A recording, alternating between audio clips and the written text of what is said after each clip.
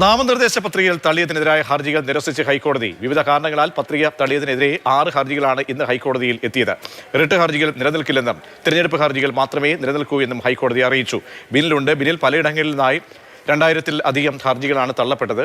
അതിലൊക്കെ ഏതൊക്കെ ഹർജികളാണ് എത്തിയത്? തിരഞ്ഞെടുപ്പ് ഓഫീസർമാരുടെയൊക്കെ തന്നെ വ്യക്തമായ ചോദ്യങ്ങൾ, അതിൽ ചട്ടങ്ങൾക്ക് വിരുദ്ധമായിട്ടുള്ള നടപടിക്രമങ്ങളുടെയൊക്കെ ഭാഗമായി ഇത് കണ്ടെത്തലിനെ തുടർന്നാണല്ലോ ഇതൊക്കെ തള്ളിയത്. എന്താണ് കോടതി ഇക്കാര്യത്തിൽ പറയുന്നത്? ബിന്നിൽ, പ്രതീക്ഷ, തെരഞ്ഞെടുപ്പ് ഹർജിയല്ലാതെ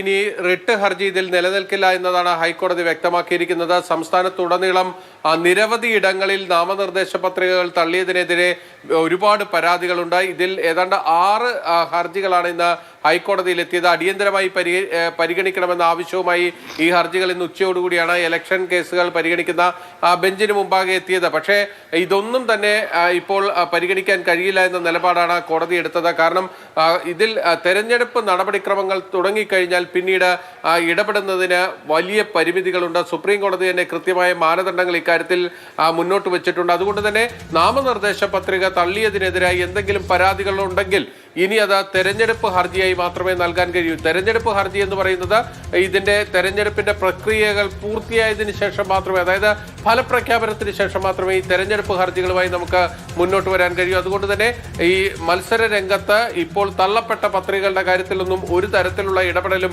നിയമപരമായ ഇടപെടലിനും ഹൈക്കോടതി തയ്യാറായിട്ടില്ല എന്നതൊരു പ്രധാനപ്പെട്ട കാര്യമാണ്. ഇന്ന് 6 ഹർജികളിൽ ഒരു തരത്തിലും ഇടപെടാൻ കോടതി തയ്യാറായില്ല. പലതിലും ഈ സ്റ്റേ കിട്ടിയതുമായി ബന്ധപ്പെട്ട കേസുകൾ ഉണ്ടായിരുന്നു. അത്തരത്തിൽ ഒരു കേസിലും ഭരണാധികാരിയുടെ തീരുമാനത്തിൽ ഇടപെടാൻ കഴിയില്ല എന്നാണ് ഹൈക്കോടതി വ്യക്തമാക്കിയിരിക്കുന്നത്. അതുകൊണ്ട് തന്നെ ഇപ്പോൾ നാമനിർദ്ദേശ പത്രികകൾ തള്ളപ്പെട്ടവരുടെ കാര്യത്തിൽ അവർക്ക് കോടതി വഴിയുള്ള മത്സരരംഗത്തേക്ക് വരാനുള്ള സാധ്യതകൾ ഏതാണ്ട് പൂർണ്ണമായും അടയുകയാണ്. അവരെ സംബന്ധിച്ചിടത്തോളം മറ്റെതിർപ്പുകളുണ്ട്, അവർക്ക് കൃത്യമായ കാര്യകാരണങ്ങളുണ്ടെങ്കിൽ അത് തെരഞ്ഞെടുപ്പ് ഹർജിയായി മാത്രമേ ഇനി കോടതിയിലേക്ക് കൊണ്ടുവരാൻ കഴിയൂ. അതെന്തായാലും തെരഞ്ഞെടുപ്പിന് ശേഷം, അതായത് ഫലപ്രഖ്യാപനത്തിന് ശേഷമായിരിക്കും അതിനുള്ള അവസരം ഉണ്ടാകുക.